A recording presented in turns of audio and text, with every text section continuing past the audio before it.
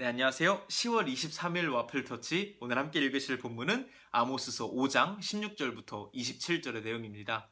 오늘 본문 말씀도 계속해서 이어서 북이스라엘을 향한 하나님의 심판의 메시지가 주어지고 있는데요.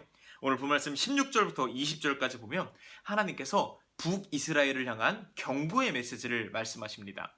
너네들이 마음 편하게 있을 것이 아니라 내가 너네들에게 다시 오는 그날, 하나님의 날은 너네들에게 평안을 주는 날이 아니라 심판하는 날이다 라고 이야기를 하시면서 아주 심한 경고의 메시지를 전달하십니다. 그러면서 21절부터 어떤 말씀을 하시냐면 너네들이 왜 심판을 받는지에 대해서 이야기를 하시는데 21절에 보면 너희들의 종교적 행사나 어떤 모임을 기뻐하지 않는다. 너네들의 제사를 기뻐하지 않는다. 너네들의 찬양을 내가 싫어한다라고 쭉 말씀하십니다. 그러면서 24절에 매우 중요한 말씀을 하시는데 오늘 저희가 함께 읽을 5장 24절은 아모스서의 핵심 메시지라고 불려지는 구절입니다. 제가 한번 읽어드리겠습니다. 너희는 공정을 물처럼 흐르게 하고 정의를 마르지 않는 시내처럼 흐르게 하라 라고 이야기를 하십니다. 하나님께서 지금 북이스라엘 사람들에게 이야기하십니다.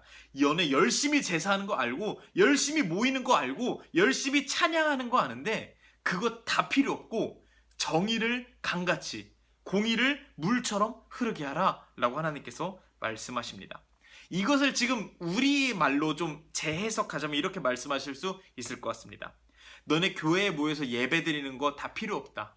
너네들 모여서 헌금하는 거 나 다 필요 없다. 너네들 멋있는 찬양팀과 멋있는 성가대를 꾸려서 나를 찬양하고 높이는 것 나 기뻐하지 않는다 라고 이야기를 하고 계신 것입니다. 그럼 예배가 나쁜 것일까요?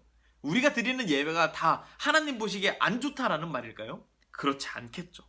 그런데 하나님께서 말씀하시는 것은 예배만 드리는 것이 잘못됐다라고 말씀하시는 것 같습니다. 예배만 드리는 것이 아니라 공의를 강처럼 정의를 물처럼 흐르게 하는 것이 하나님의 뜻이라는 것입니다. 그러면서 25절 말씀부터 하나님께서 어떤 이야기를 하시냐면 너네가 이집트에서 끄집어내서 출애굽해서 40년 동안 광야에 있을 때 그때 너네들의 예배가 문제가 있었다. 그때부터 문제가 있었다라고 말씀하고 계십니다. 하나님은 지금 갑자기 북이스라엘을 이야기를 하시다가 출애굽 당시의 이야기를 하시는 것일까요? 그것은 하나님의 마음이 출애굽 때부터 이어졌기 때문입니다.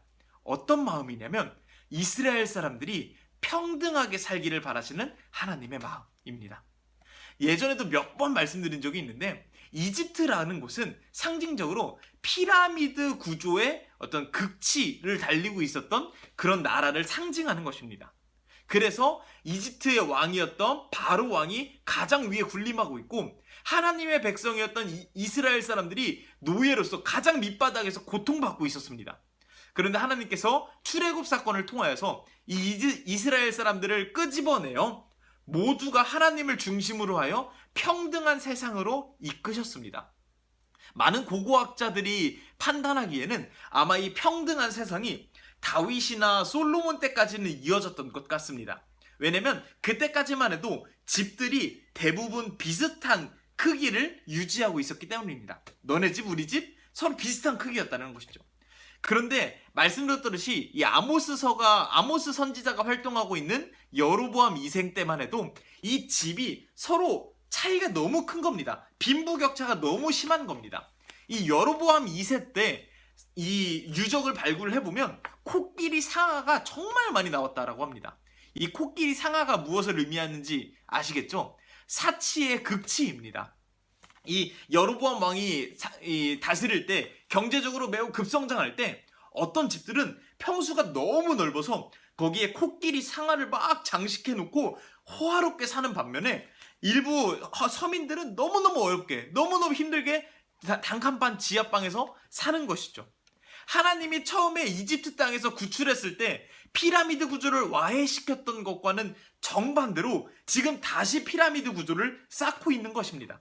그래서 하나님께서 이때 출애굽 당시에 너네들의 제사 그때도 문제가 있었는데 그 문제의 마음이 지금까지 이어지고 있는 것이다 라고 이야기를 하시는 것이 25절부터의 말씀이다 라고 할 수 있을 것 같습니다. 하나님의 마음은 이 피라미드 구조, 경제적으로 서로 하층민과 상층민을 나눠서 양극화되어가는 그런 구조를 완전히 없애고 싶으셨는데 지금 정작 경제적으로 성장하면서 오히려 다시 이런 피라미드 구조가 세워져 버린 것입니다. 이런 것들을 허물지 않은 채로 너네가 열심히 예배드리고 열심히 찬양하고 열심히 헌금하는 것, 이것이 무슨 의미가 있느냐라고 말씀하시는 것입니다. 이 5장 초반부 어제 본문에 보면 하나님께서 기득권층들을 얼마나 신랄하게 비판하시는지를 볼 수가 있습니다. 또 이 기득권층뿐만 아니라 이 기득권층 때문에 억울한 일을 당한 사람들이 사법부에 아무리 호소를 해도 이 사법부들 역시 기득권의 개가 되어서 전혀 공정하지 않은 재판을 해주고 있는 것입니다. 이런 것들에 대해서 하나님께서 매우 분노하시고 심판하고 계시다라는 것이죠. 하나님의 마음을 정말 여실히 이 본문을 통해서 우리에게 알려주고 계십니다. 하나님은 하나님의 마음을 숨기고 계시지 않습니다. 하나님은 분명하게 말씀하십니다. 너네가 예배를 어떻게 드리는지, 예배의 형식이 어떠하든지, 예배 때 헌금을 얼마나 하든지, 예배 시간이 어떻게 되는지, 예배 찬양을 뭐 어떻게 하든지 그런 거 나는 관심이 없다 라고 말씀을 하시면서 너네들의 사회 안에 공의와 정의가 세워져 가는지, 너네들의 사회 안에 평등함이 세워져 가는지, 이것이 하나님의 가장 주된 관심사다라고 하나님께서 정말 여실히 본문 말씀을 통해서 말하고 계십니다. 이것이 과거 몇천 년 전 이스라엘 사람들에게만 해당되는 이야기일까요? 아니요, 저는 그렇지 않다라고 생각이 듭니다. 지금 우리도 마찬가지입니다. 정말 우리가 예배를 가지고서 정말 많은 어떤 논쟁들이 있습니다. 뭐 예배를 이렇게 드려야 한다, 예배를 저렇게 드려야 한다, 모여야 한다, 모이지 않아도 된다, 막 정말 숱한 어떤 논쟁들이 있습니다. 그런 논쟁들 중요하지 않다라는 것 결코 아닙니다. 신학적인 예배를 세워가는 것 매우 중요합니다. 그런데 하나님께서 아모스서를 통해서 또 아모스서를 포함한 수많은 성경을 통해서 분명하게 말씀하고 계십니다. 너네들이 예배를 어떻게 드리는지 그것보다 중요한 것은 너네들이 사회에서 정의를 어떻게 세우는지, 그것이 훨씬 중요하다라고 하나님께서 핏대 세워가면서 말씀하고 계십니다. 우리도 이런 하나님의 마음을 품고 있을까요? 하나님 마음 안에 있는 우선순위를 우리도 가지고 있을까요? 예전에 대학 다닐 때 교수님께서 1부터 100까지 가르쳐 주시면 그 중에서 교수님이 중요하게 가르쳤던 부분이 무엇인지를 잘 캐치하는 것이 중요했습니다. 왜냐면 시험에는 그것이 나오니까요. 1부터 100을 가르쳤다고 해서 그 중에 아무거나 다 시험에 내는 것이 아니라 교수님께서 중요하게 생각했던 것을 시험에 낸다라는 것이죠. 하나님도 마찬가지입니다. 하나님께서 분명히 성경에서 예배에 대해서로 말씀하시고 정의에 대해서로 말씀하시고 뭐 사랑에 대해서로 말씀하시고 헌금에 대해서로 말씀하십니다. 그런데 오늘 본문만 봐도 저희가 알 수 있죠. 하나님께서 무엇을 중요하게 여기시는지. 우리가 하나님의 마음을 안다라는 것은 하나님의 우선순위를 같이 공감한다라는 것과 같은 말일 것 같습니다. 하나님께서 우리에게 가장 원하시는 것이 무엇일지, 하나님께서 우리의 예배 태도에 대해서 가장 많이 지적하시는 것이 정말로 어떤 예배 형식을 드려야 하는 건지, 이걸 가지고 우리를 지적하실지, 아니면 이웃을 바라보는 나의 마음을 가지고 지적하실지, 이런 것들을 우리가 함께 돌아볼 수 있으면 좋을 것 같고요. 내 마음 안에도 하나님과 같은 우선순위가 생길 수 있도록 하나님께 기도하고 또 그렇게 실천할 수 있는 저와 여러분이 될 수 있으면 좋을 것 같습니다. 감사합니다.